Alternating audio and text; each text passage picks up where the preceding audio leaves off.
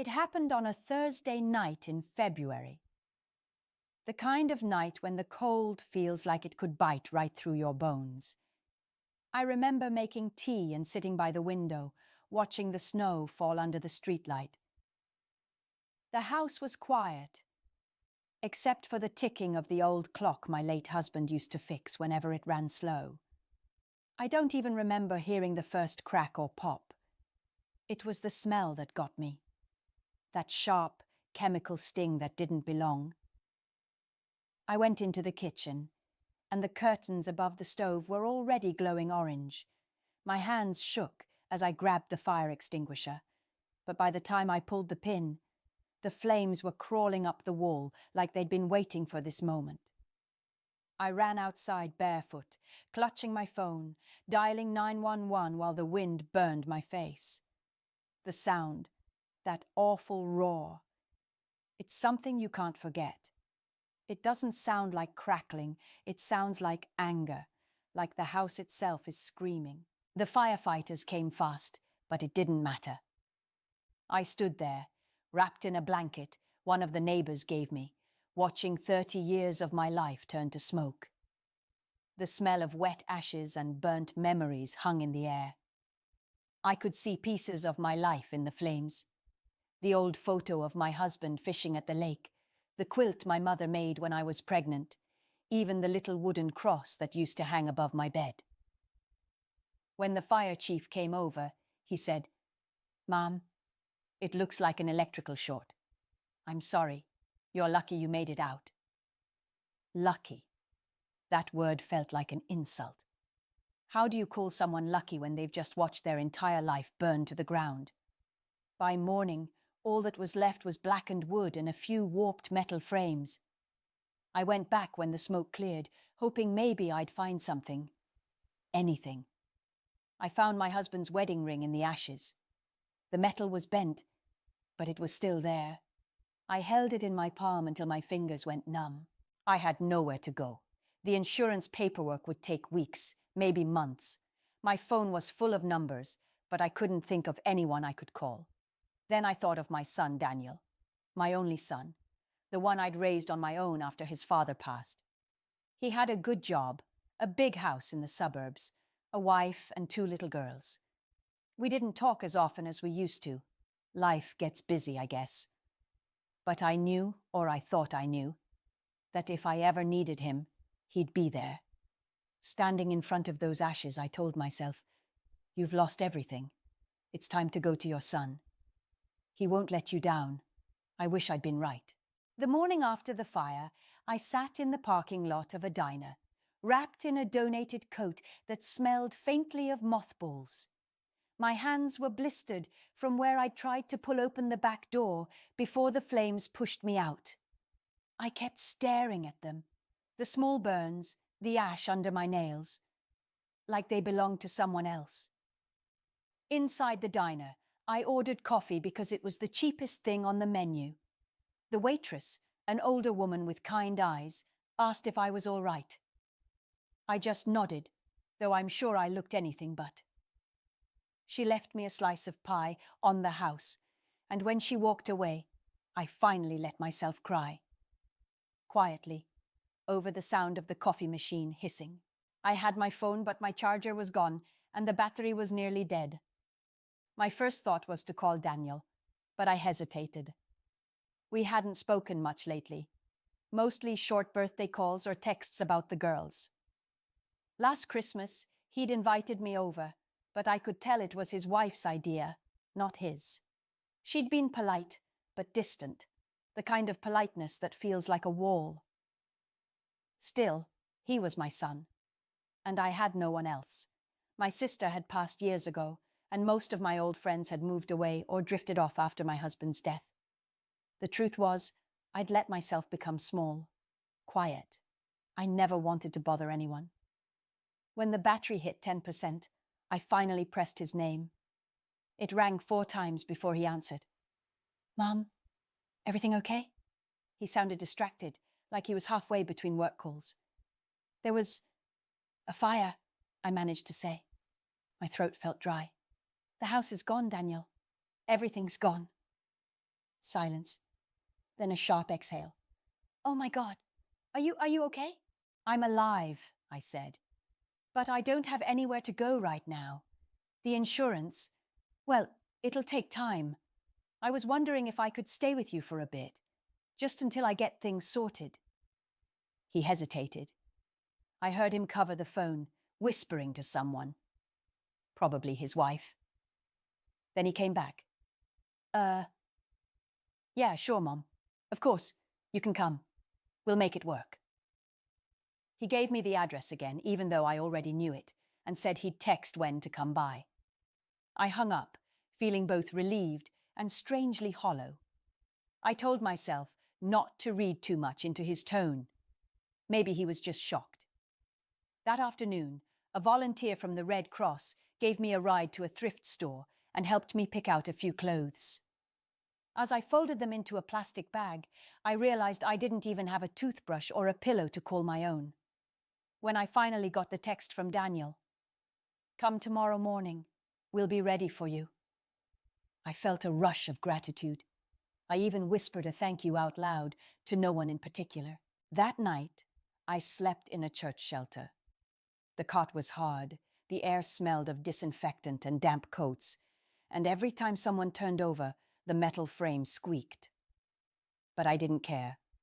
I kept thinking, tomorrow, I'll be with family. Tomorrow, I'll have a home again, even if it's not mine. I was wrong about that too. I took the early bus the next morning, clutching my bag of thrift store clothes like it was all I had left, because it was. The bus windows were fogged, and I could see my reflection, older, worn down, smoke still faintly clinging to my hair. I tried to smooth it back, but the truth is, I looked like someone who didn't belong anywhere.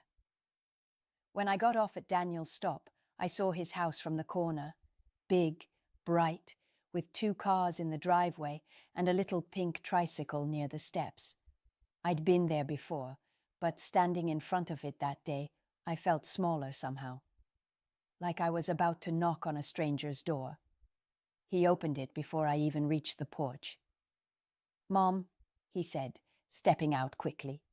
His arms wrapped around me, but it was brief, polite, almost practiced. "You look tired."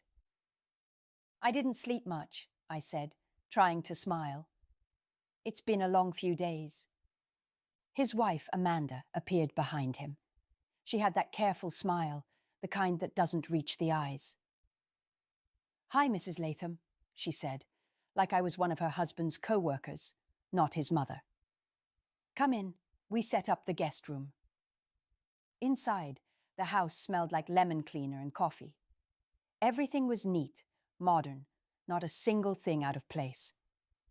I slipped off my shoes at the door and immediately felt self-conscious about the holes in my socks. Amanda led me upstairs, to a small room at the end of the hall. "It's just temporary, of course," she said lightly. "Daniel said it wouldn't be long." I nodded. "Of course, just until the insurance sorts things out. I'll be out of your way soon." She gave a quick smile, then excused herself, saying she had a meeting. The door closed, and the silence felt heavy. I sat on the bed and looked around.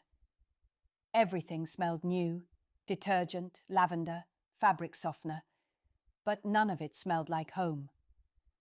The quilt was crisp and stiff, the kind you buy in a set. I ran my hands over it, thinking about the old one my mother made, now ash in the ruins of my house. Daniel came in a few minutes later, hands in his pockets. "You doing okay, Mom? Need anything?" "No, sweetheart, just a hot shower and a nap."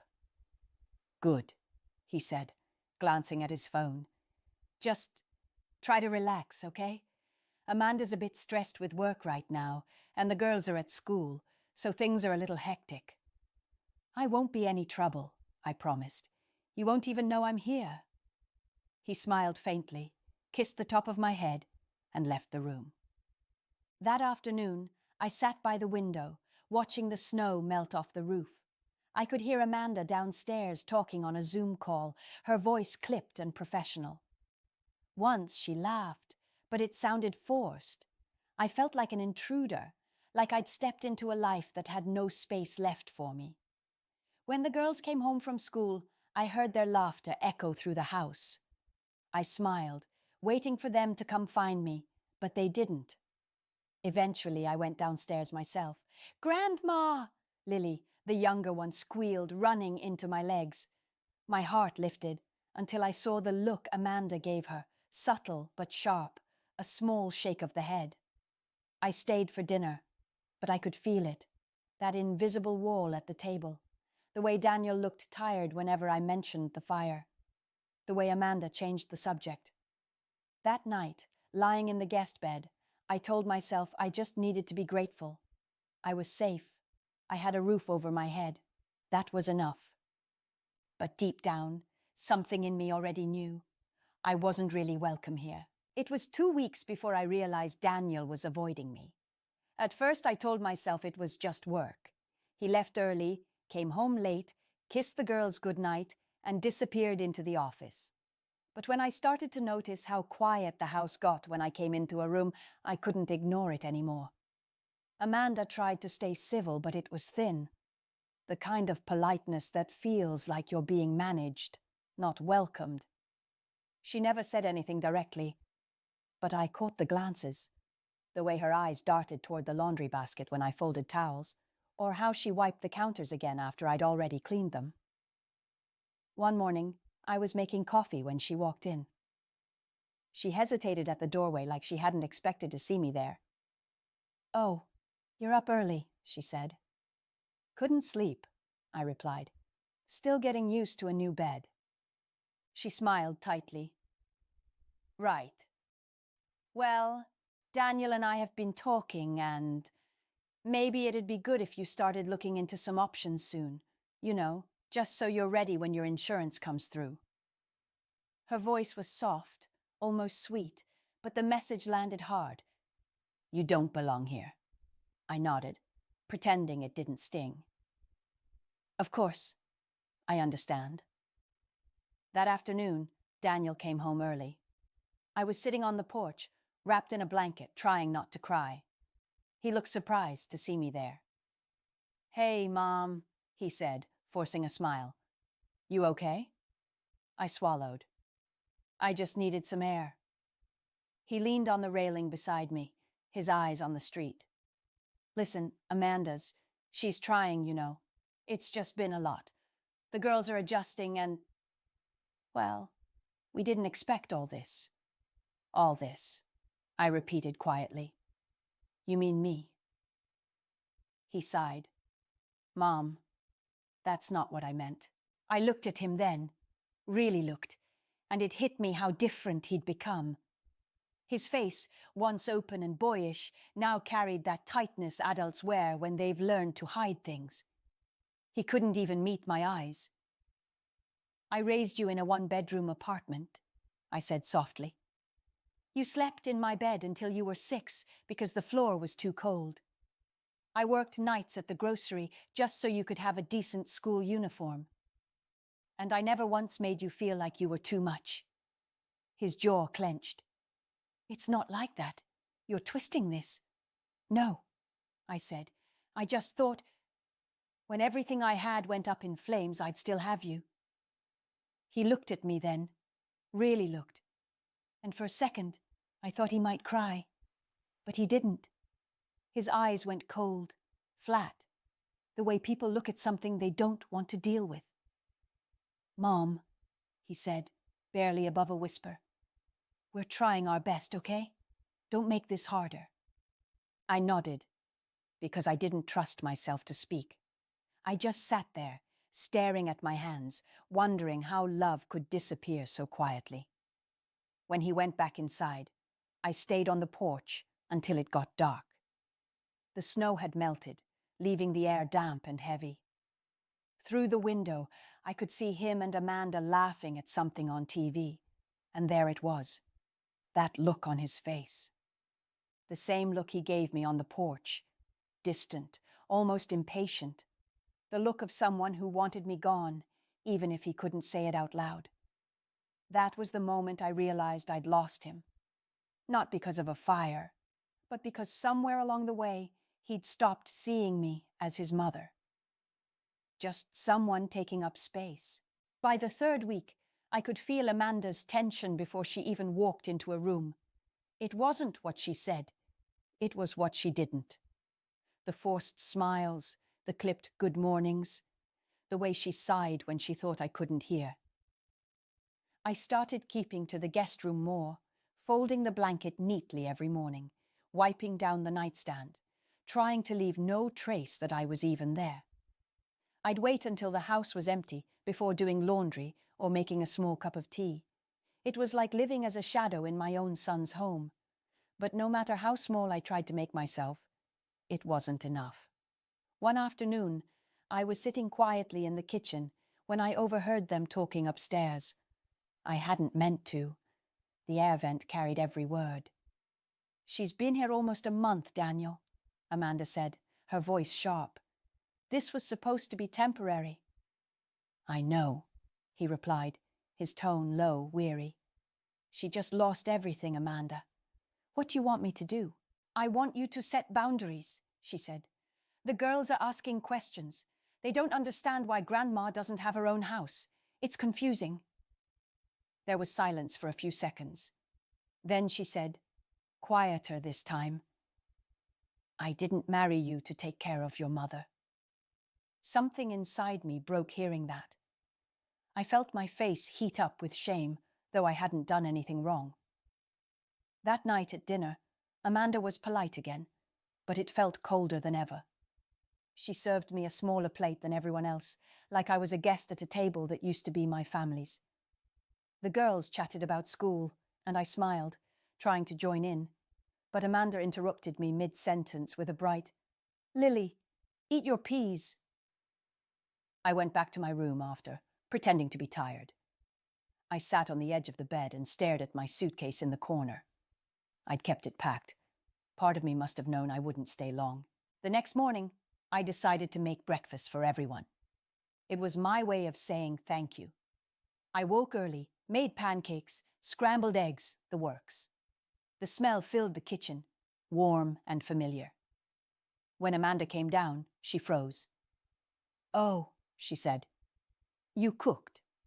I smiled. "Thought I'd do something nice for you all." She glanced at the clock. "We actually don't eat big breakfasts during the week. The girls just grab cereal before school." I looked at the table, the plates, the steaming food, and suddenly felt foolish. I didn't realize. "I'm sorry." "It's fine," she said, but her tone was flat, like she wished I'd never tried. Daniel came down next, kissed her cheek, and grabbed a piece of toast.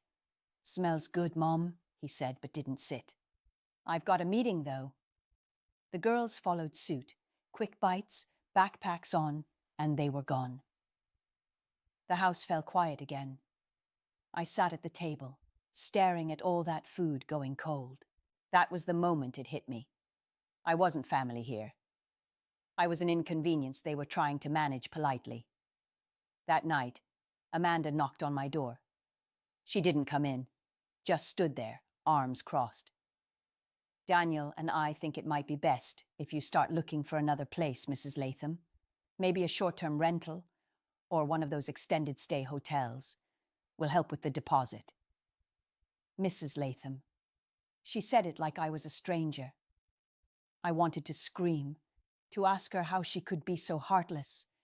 But all I said was, "All right."